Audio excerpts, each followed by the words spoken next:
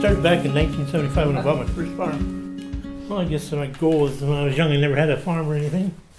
So I always wanted one. When I got older and I got the means to buy one, and my goal was to always leave it, land I bought, leave it better than I got it. That's sort of my simple thing I had to do. So that's just basically what it is. Leave the property better than what I received it. Yes, I think I did work on 12 farms. My wife thought I was crazy, but she puts up with me. So when I made Larry aware of the award, I think he mentioned to his better half that it was probably the only time he's ever been quiet for 5 seconds. He was in shock.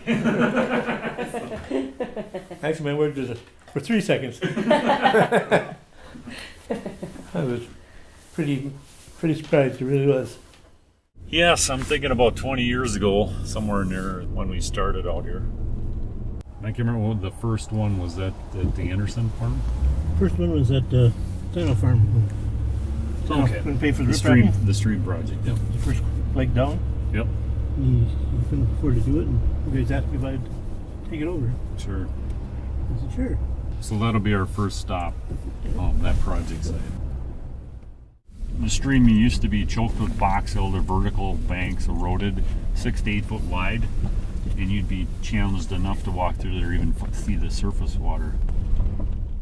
It took me 2 years to put the trees out, and it took me almost one whole winter to burn all the stumps up.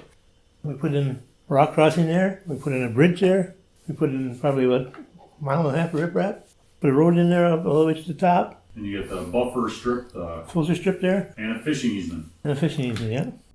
When you drive by there, you know, people don't recognize what it looked like before and what amount of effort and money it took to change that.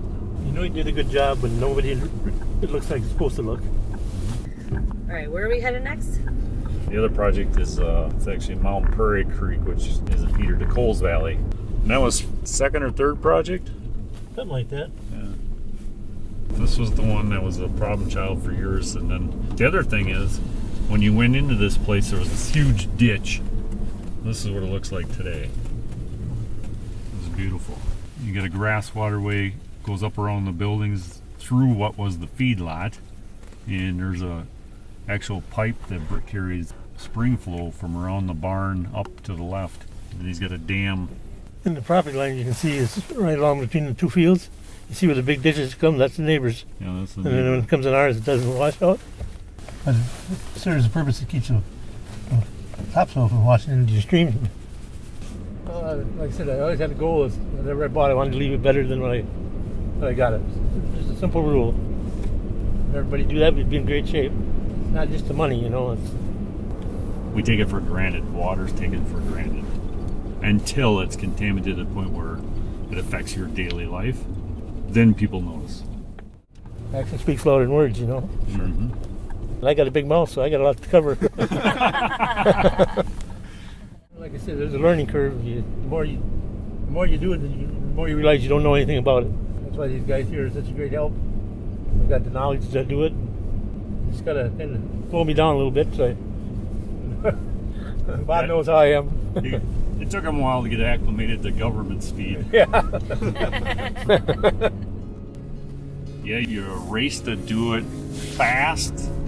And the key thing here was with everything he's doing, it's not for the moment, it's for the future. And it's pretty cool to have somebody that thinks that way and actually backs it up by actually doing it. Everybody can do better. I can do better.